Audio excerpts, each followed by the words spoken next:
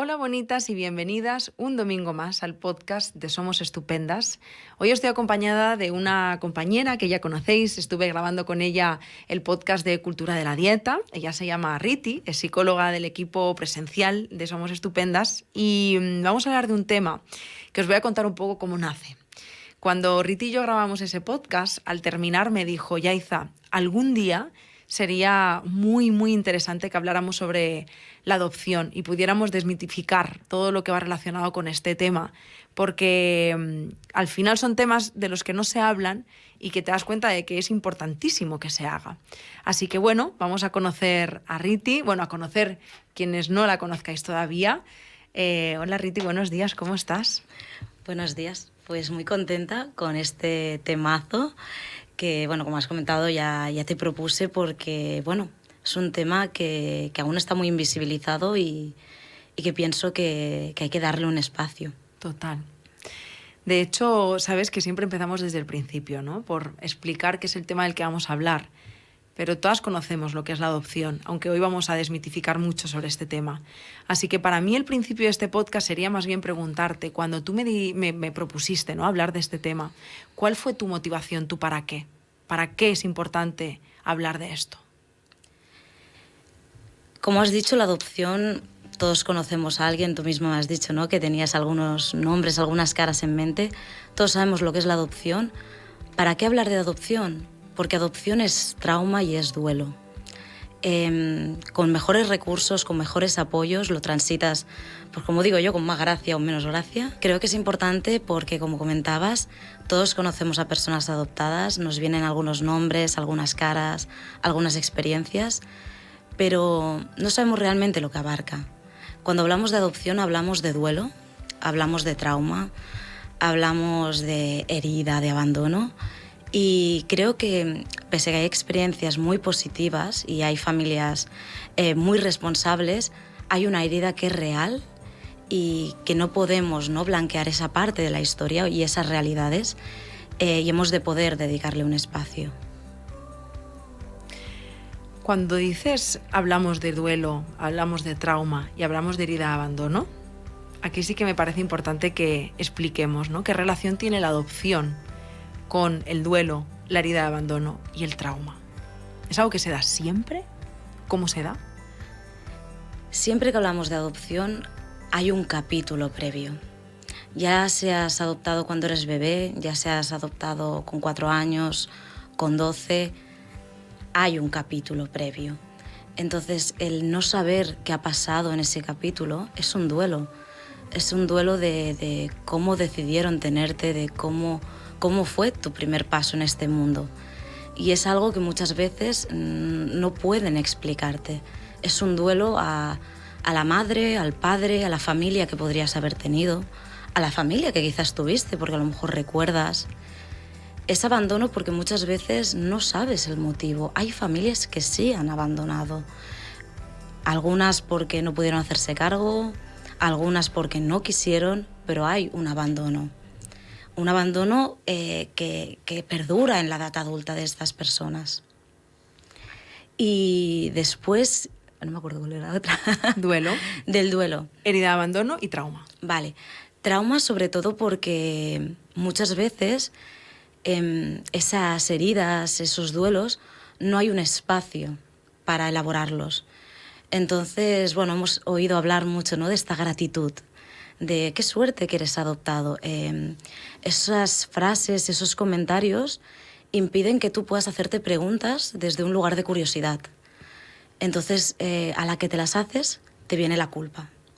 Entonces, al no poder explorarlas desde un lugar sano, es cuando se puede convertir en traumático. Es cuando de repente un camino que era dulce, explorativo, con ojos de niño, que digo yo, ¿no?, con ojos pues, de curiosidad, entra la culpa constante, ¿no? Sí, de hecho, a mí cuando pienso en adopción, y creo que es la media, nos conecta mucho con ese imaginario popular, ¿no?, de, joder, encima de que te salvan, encima de que te ayudan, encima de que te han regalado una vida, una oportunidad. Y claro, yo me pongo, intento, jamás podría, ¿no?, ponerme al otro lado, pero pienso, ostras, ¿cómo pesa esa mochila? O sea, y si yo de repente quiero poder explorar, poder conocer, ¿qué significa? Que estoy siendo desagradecida. O sea, tiene que ser un peso tremendo cargar con eso. Totalmente. De hecho, te propuse este podcast, además de porque trabajo en traumas, sino también porque soy adoptada de la India. Creo que es evidente. Pero sí que creo que aquí es importante hablar de mi experiencia personal como para explicarlo de una manera más fácil. Pero yo sé que me encontraba con frases como muy contradictorias, ¿no? Desde qué suerte y de ser elegida, ¿no? De, ostras, tus padres fueron a por ti. Y tú piensas, ay, qué guay, no seré yo aquí la más especial. Pero luego frases o miradas de mucha pena, de uy, ¿qué ha pasado aquí, no? Y tú piensas, ostras, es un tabú, está mal, ¿no? Y cuando hay esas frases de deberías agradecer, de mira todo lo que te han dado, ¿cómo vas a hacer tú ciertas preguntas a tus padres? Claro. Entonces, claro, es muy difícil que tu entorno seguro, que es la familia, donde tienes que estar agradecido, puedas hacer preguntas incómodas y que les podrían hacer daño. Entonces te lo tragas y te lo comes, ¿no? Y como psicólogas sabemos que todo lo que nos tragamos, tarde o temprano sale de otras formas, ¿no? Total. Luego vamos a hablar de vínculos, de hecho me lo voy a apuntar aquí, y de qué forma va a interferir el hecho de que sea una persona adoptada con la forma en la que se va a vincular en su edad adulta. Me refiero en la familia, con las amistades, con las parejas, y más conectando con ese trauma y esa herida de abandono. Pero hay una pregunta que me surge, y es, ¿la experiencia de una persona adoptada es la misma, se dé como se dé el proceso, o va a haber factores que puedan hacer que la situación sea todavía más compleja? ¿Sabes cómo a veces en los procesos de duelo que dices el dolor es el dolor?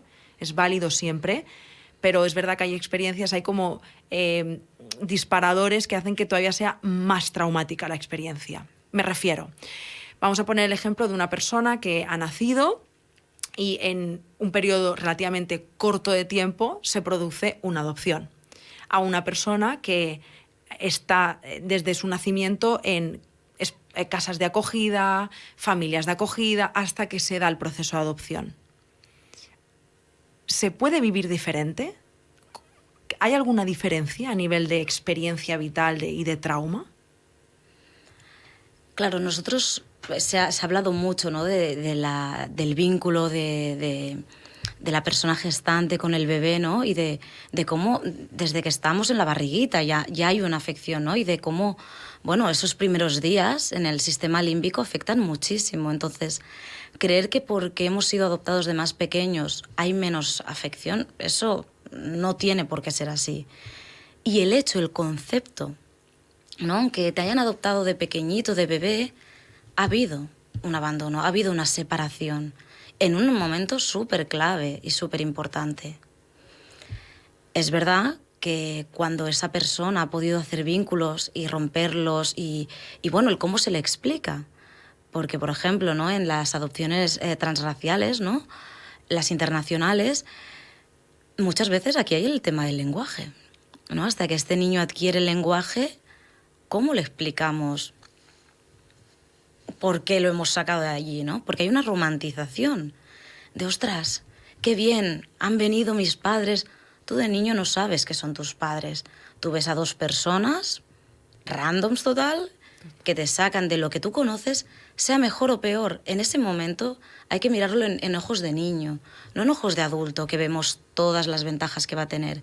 Ese niño sabe quién es su cuidadora, sabe cuál es su sitio, tiene su supervivencia garantizada, que a nivel de apego es lo que les interesa.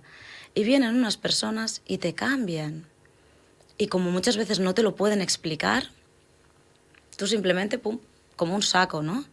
Claro, eso es muy traumático, porque no te permiten hacer el duelo de esos vínculos. Esa cuidadora es tu vínculo seguro. Ese otro niño es como tu hermano, ¿no? Es como tu primo. Ahí hay muchas cosas que se rompen. Wow. Adopción responsable. cuando estábamos preparando como el pequeño escaleta, ¿no? La pequeña escaleta de este podcast, has mencionado la importancia de hablar de la adopción responsable. Justo el otro día, y voy a empezar como lo que te contaba antes, justo el otro día lo comentaba con Jordi. Yo hace muchos años que he dicho, no quiero ser madre. Si algún día lo soy, también por una cuestión biológica, tengo una endometriosis de caballo, como digo yo, soy totalmente disfuncional en cuanto a reproducción se refiere y muy probablemente pues no pueda ser madre en algún momento de forma biológica, pero la adopción es algo que siempre he contemplado. Cuando lo comparto, incluso yo misma, no me voy a excusar yo aquí como que fuera yo la más deconstruida del mundo, he escuchado comentarios o cosas, ¿no? Como invitándome a la reflexión de, pero ¿cómo vas a adoptar, no? Si estos niños están chalaos, en plan, vienen todos fatal, tienen una de taras impresionantes. Y yo también supongo que por todo lo que aprendo con vosotras, por mi proceso personal y como estudiante de psicología, digo, mira, lo que es innegable es que esos niños, esas niñas, ¿no? Pues vienen con esa herida de abandono, con esos traumas, con ese proceso de duelo a sus espaldas. Pero ojito también con quién adopta. O sea, no podemos pensar que por el hecho de que hemos hecho este acto heroico de salvamiento, ¿no? De hemos salvado a esta persona, de repente nos convertimos en hacer el bien. ¿Qué pasa con todo esto? Aquí entra el gran tema, ¿no? Yo creo que primero en cuanto al niño, ¿no? En cuanto a las personas que van a ser adoptadas, sí que hay mucha polémica entre esto de normal, ¿no? Son niños normales.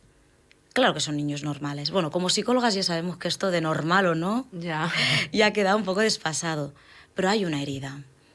Algunas más graves, menos graves. También sabemos todo a nivel bioquímico, ¿no? A nivel de trastornos heredados. Entonces, ese niño sí que tiene más papeletas para desarrollar pues, unas heridas, unos traumas, unas dificultades. Muchas dificultades que también a veces se hiperdiagnostican, ¿no? TDAH, este niño, pues no sé, tiene rabietas. Bueno, este niño está intentando readaptarse, está intentando reajustarse a unos nuevos vínculos, a una nueva realidad, ¿no? Y a veces intentamos como patologizar en vez de decir, espera, que a lo mejor es una respuesta súper adaptativa dentro de recalibrarse, ¿no? Entonces, bueno, hay que ser conscientes, ¿no? de estas papeletas, de esa mochila. Y eso es adopción responsable. Entonces yo, a las personas que se planteen esto, nosotros hacemos este podcast también porque se ha hablado de la parte buena.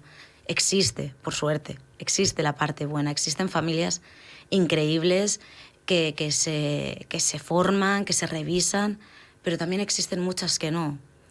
Y te comentaba antes que la adopción es un proceso, es una medida de protección al menor, no al adulto. Entonces, en todo momento, el foco ha de estar allí, no en las necesidades de los padres. Para los padres es un deseo precioso, pero un deseo. El que tiene necesidades es el niño. Entonces, como padres, yo primero diría revisarse, hacerse preguntas. Hay muchas familias con heridas. Yo he trabajado con muchas mamás con heridas de pérdidas de niños, de haber intentado un proceso de adopción que al final no ha salido. Hay una herida allí, hay una herida que es importante sanar, tanto para el niño como para ellas mismas. Porque al final, ¿desde dónde vas a construir esa nueva relación? Justo, me nacía esa pregunta, ¿no? ¿Desde dónde adoptas? Bueno, y como parejas, porque claro, al final la pérdida de un niño genera una herida, es un duelo en esa pareja. ¿Se van a reconstruir o vamos a poner a otro niño y aquí no ha pasado nada, ¿no? Entonces es muy importante, yo diría, revisarse, informarse y formarse. Informarse en cuál es el proceso, en estas mochilas, y formarse es decir, yo siempre digo que como padre no tienes la obligación de saberlo todo, solo haría falta, los hijos no venimos con un manual de instrucciones, pero sí la responsabilidad de decir, hey, yo aquí ya no llego, esto ya no sé cómo se hace, ayúdenme, ¿no? Y para esto estamos, tanto los psicólogos como los profesionales que nos hemos formado en todo esto, para daros una mano. No solo los niños, ¿no? Que a veces enviamos siempre a los hijos, sino, hey, y a nosotros. ¿Cómo le explico este relato a mi hijo? ¿Cómo integro la adopción en la familia, en la sociedad, en la cultura que va a vivir? Total. En la cultura que va a vivir. Y es que antes justamente lo has mencionado. Yo creo que me parece importante que hablemos de las adopciones transraciales. Hay una parte que lo has mencionado, hay una parte cultural que va a estar presente, que no puedes dejarla de lado. ¿Cómo sería esto en una adopción responsable? O sea, en tu carta de las reinas magas, como mujer racializada, adoptada, tanto desde lo personal como desde lo profesional, ¿cómo hubiera sido para ti el ideal, ¿no? Si es que lo ha sido o cómo podría serlo, ¿no? De, a mí me hubiera encantado X desde la infancia. Claro, una receta única no hay, pero creo que muchas veces, por ejemplo, se peca de, no, mi hijo ya sabe que es adoptado, ¿no? O en mi caso era evidente, ¿no?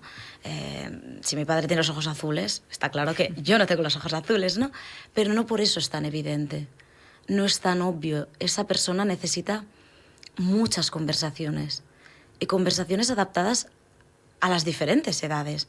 No le puedo contar lo mismo a un niño de 4 años que a un adolescente de 15, ¿no? Entonces, ese relato hay que actualizarlo. Y creo que el darle también ese espacio a su herencia, porque a mí una frase que me decían mis padres que me parecía muy tierna, me decían, tú eres una india catalana, ¿no? Y era... Esa biografía de Instagram, perdona, pero es que necesito que te pongas la india catalana, por favor. Total. Además tiene como un poco de flow, ¿no? La india catalana.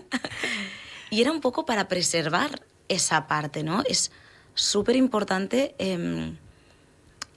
cómo nos vemos. Nuestra raza forma parte de nuestra identidad. Y bueno, y la historia, ¿no? La herencia genética y la herencia cultural está allí. Entonces creo que es muy importante. Yo, por ejemplo, de pequeña sonaba muy inocente, porque lo que decimos, india evidente. Pero a mí cuando alguien me decía, eres negra, yo pensaba, uy, yo me veía blanca, ¿no? Yo me veía como el resto, entonces tenía que hacer como este check. Entonces cuando miraba a mi alrededor, ¿no? En busca de esta representación, no veía caras como las mías. Por suerte tengo una hermana pequeña, entonces ahí había como el match, pero no sabía, no veía caras adultas, ¿no? Entonces creo que en esta carta de los Reyes Magos, como dices, creo que es súper importante, en la medida que se pueda, si esta persona en su lugar de origen tiene algún familiar, tiene algún primo, algún abuelo, que pueda en algún momento, bien preparado, bien organizado, explicarle algo de su cultura, de su herencia, de su familia también, ¿no?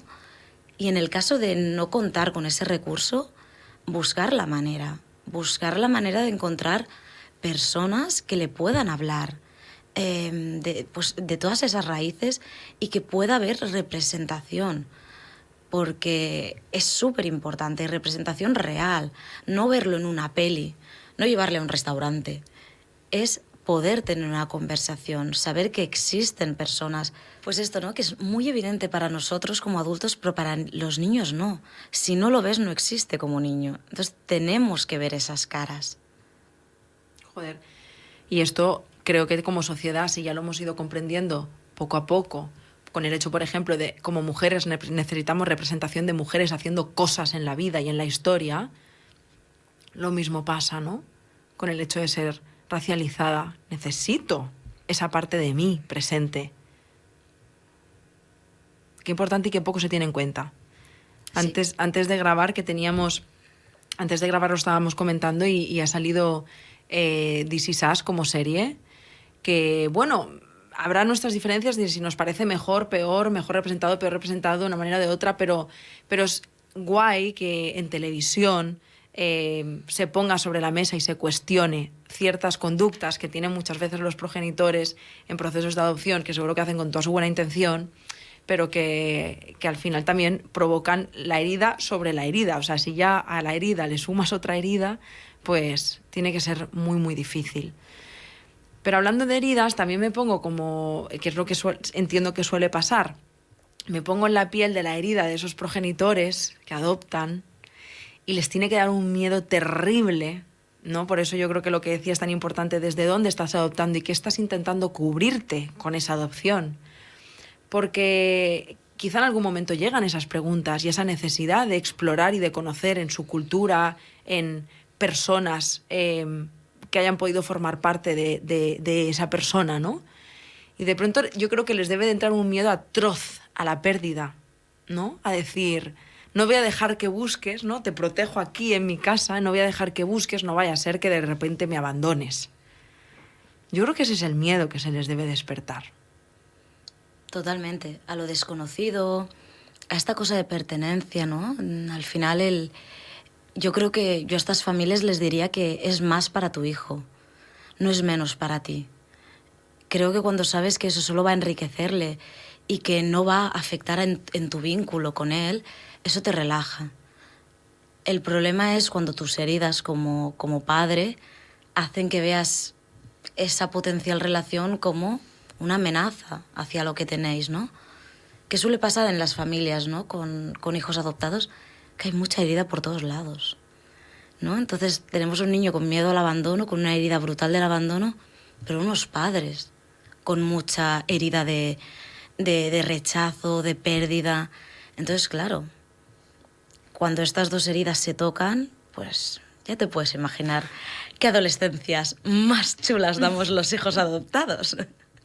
Total, ¿eh? Madre mía, se vienen cositas totalmente. Tiene que ser muy difícil. Bueno, tiene que ser muy difícil también un poco eso, por lo que decíamos, ¿eh? Porque tú como adulto no has dicho, voy a ver qué tal me reviso antes de empezar este proceso, ¿no? Que la mapaternidad empieza mucho antes de que ese proceso en sí mismo empiece. Tiene que empezar por la revisión de una misma y de uno mismo. Vamos a hablar de identidad, Riti. Identidad y adopción. ¿Qué relación tienen? Claro, para mí es la gran confusión eterna, ¿no? Lo que hablábamos antes de no poder hacerte preguntas desde un lugar que no sea de culpa y después esta sensación de que estás en tierra de nadie, ¿no? Porque no eres del todo de aquí, porque la gente te lo recuerda con preguntas, ¿no? La típica pregunta de ¿dónde eres? ¿No? Y tú, bueno, soy aquí. Ya, pero ¿de dónde eres de verdad? Pero luego te encuentras con gente india y te preguntan, ¿eres de India? Sí, pero no. Entonces esa sensación de no formas parte al 100% de ningún grupo te deja en un estado de suspensión. Esto añadido a que no tenemos a veces un relato coherente de ese primer capítulo de la vida. Entonces, claro, intentas construir tu identidad, pero te faltan piezas. Es como el Jenga, ¿no? Te faltan piezas. Esto está muy frágil. Yeah. Y bueno, para sobrevivir lo que vemos es que muchas personas pueden polarizarse, ¿no? Desde intentar pues, ser ese hijo perfecto, que encaja, ¿no? Que intenta alinearse a los valores y a la forma de ser de sus padres, o a ese hijo que por agotamiento o por verse incapaz de conseguir eso, se rebela, ¿no? Y aquí hace como la gran catarsis. También puede ser que una misma persona experimente los dos polos, ¿no? Que se haya cansado uno y pase del otro, o que se haya asustado, ¿no? De reivindicar tanto y de que a lo mejor me abandonan, y entonces me pongo en este mecanismo de defensa, ¿no? De, bueno, voy a encajar, ¿no? En el molde. Joder, y encima en procesos de, por ejemplo, en etapas como la adolescencia, que es tan importante el grupo, el construirse desde ahí, tiene que ser. O sea, es como menudo lío. He conectado mucho con lo que has dicho de esa fragilidad. Es que me faltan piezas para construirme. Yo creo que para terminar, Riti, me apetece que hablemos de lo que te decía al principio de los vínculos. ¿Cómo es relacionarse en la edad adulta una persona que es adoptada? O sea, ¿de qué forma, si no se han trabajado o si no se ha hecho esa reparación, va a petar, por así decirlo, esa herida de abandono y ese trauma? Bueno, pueden petar de muchísimas maneras, ¿no? Desde esa actitud complaciente, que cuida a todos, ¿no? Que se pierde en sí mismo para un poco asegurarse de que no le van a volver a abandonar, ¿no? Porque de manera más o menos consciente es esa creencia, ¿no? De otra vez no. Claro. Porque la mente, y esto lo sabemos las psicólogas, es muy mala matemática. Y a la que algo pasa una vez, ya lo convierte en norma, ¿no? Entonces hay esa cosa de, si me pasa 2 veces, es que es culpa mía. Entonces se activan todos los mecanismos para que no vuelva a pasar. Pero también sabemos que a veces desde la revolución puede ser que se pongan en duda los vínculos, ¿no? Voy a probar si este vínculo es suficientemente fuerte, voy a buscar cualquier evidencia que me demuestre, ¿ves? No podía contar contigo, ¿ves? Otro que me abandona, ¿ves? Otro que me falla, ¿no? Claro, ¿cómo construyes tu mundo relacional cuando partes de estos exámenes, de estas pruebas? Y sobre todo cuando hay gente a tu alrededor, ¿no? Lo que hablamos de los padres, que han de saber, han de conocer esto, porque si tú haces esos exámenes y los padres por sus heridas te reafirman, ¿no? Que yo entiendo, yo he visto padres sobrepasados que han dicho, sí, ojalá no te hubiera adoptado. Ostras, claro, es que no cae igual esa frase en una persona que no tiene una herida de abandono que una así. Pero esto en niños adoptados y en cualquier persona con herida de abandono, ¿no? Hay ciertas frases que cuando tú tienes una herida... Es como si te echaran literal vinagre, así, ¡fa!, de golpe. Así se siente. Totalmente. Entonces es muy difícil relacionarse, es muy difícil saber cómo ubicarte a nivel social, a nivel laboral, por lo que hablábamos, ¿no? Te han educado como una persona blanca, pero todo el mundo ve otra cosa, pero tampoco eres una persona criada, ¿no? en tu cultura. Entonces estás muy desubicado y intentas pues esto, o hacer sobrecompensaciones o hacer salidas de estas, ¿no? Un poco más catárticas, pero vas haciendo un poco ensayo y error, vas intentando ubicarte, por esto hay muchísima confusión. Por esto creo que es súper importante encontrar espacios seguros, como son la terapia, como son los grupos, para que te acompañen, para que te guíen, porque si no, esto es un cirio. Qué bien que hayas mencionado esto, porque Rita, a mí para terminar justamente me apetecía preguntarte eso. Una vez más, desde lo profesional y desde lo personal, tanto a ti como qué te ha ayudado, como qué es lo que le dirías a un paciente, una persona que acude a ti, ¿no? Que haya sido adoptado o adoptada. ¿Qué te ayuda a lo largo de todo este proceso? Porque claro, es lo que decíamos, hay cosas que tampoco... Es como que te sabe mal preguntárselo a tu familia, ¿no? ¿Cómo voy a preguntar esto encima de que...? Pero al final se crean muchos silencios y muchas preguntas sin respuestas. ¿Qué es bueno para una persona que ha sido adoptada? Claro, yo pienso que en mi caso a mí me ha ayudado mucho el espacio terapéutico. Porque es una persona que como no está en tu núcleo familiar, tampoco te da miedo hacerle esas preguntas o elaborar esas preguntas allí, porque hay mucho ese sentimiento, ¿no? De no hacer daño, de no herir, de no abrir el melón, ¿no? Si sabes que tu madre ha perdido un hijo, ostras, ¿cómo le voy a preguntar yo sobre eso, no? Pero en el espacio terapéutico puedes preguntarlo, puedes reformularlo, puedes prepararte esa conversación, porque como dices, es súper importante que haya esa conversación. A veces en el propio espacio terapéutico, ¿no? A veces el tener una terapia familiar o con tu propia psicóloga que te ayude, ¿no? Con esas palabras que a veces no encuentras, a tener esa conversación tan importante. Yo diría esto y sobre todo la representación, ¿no? El hecho de encontrar poco a poco gente que ha vivido tu experiencia y con la que enfadarte y con la que indignarte, ¿no? Porque pienso que en todos los movimientos el encontrar un sitio donde reivindicarte y enfadarte desde un punto de vista sano creo que es un entorno muy enriquecedor, ¿no? Entonces creo que es importante también esto, el seguir manteniendo tus círculos, pero también añadir esta necesidad, ¿no? En tus relaciones. Sí, como que crear, también yo creo que como que crear un poco de tribu, ¿no? Encontrar personas pues que quizá también sean adoptadas, otras personas racializadas que no hayan crecido en su cultura, quizá también como el recordarte que no estás sola. Hay veces que es reparador en sí mismo, ¿no?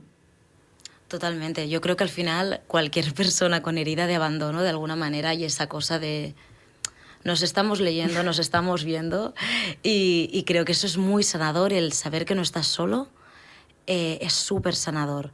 El ir quitando esa cosa de que hay algo malo en ti, ¿no? Que es una creencia que que muchas personas que tienen herida de abandono cargan, ¿no? Esa idea de hay algo malo en mí, cuando lo descubran se irán, ¿no? Ostras, no va de eso, ¿no? Es algo mucho más complejo. Riti, muchísimas gracias de corazón, desde lo personal y desde lo profesional, por todo lo que has compartido. Lo hablamos y lo hemos hablado antes. No solo me parece importantísimo que toda la sociedad sepa esto, que este podcast llegue al imaginario común, a la media, a las personas que no tenemos ningún tipo de vínculo, de relación con la adopción, a las personas que sí lo tienen y a las profesionales que acompañan personas. Importantísimo, y de esto ya hablaremos.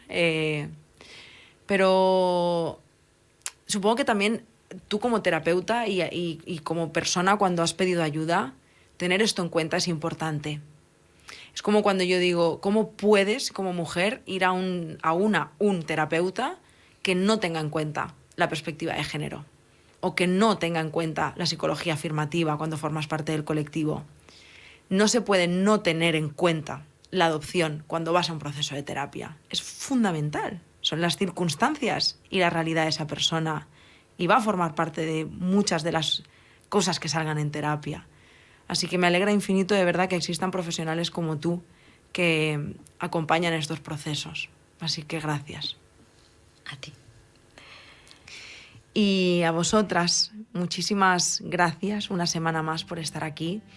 Espero de corazón que este podcast os haya aportado información que es súper valiosa. Gracias también por compartirlo con las personas de tu entorno, porque creo que es responsabilidad de todas desmitificar la adopción. Y como siempre, muchísimas gracias por dejar esas 5 estrellitas en Spotify, porque es una forma muy bonita de darnos las gracias por nuestros esfuerzos y por los comentarios que nos dejáis, que porque ahora Spotify te deja poner comentarios y nos hace mucha ilusión leeros. Así que nada más, que os mando un abrazo muy muy fuerte. Recordad que estamos aquí para lo que necesitéis y ya está. Nos vemos y nos escuchamos la semana que viene. ¡Chao!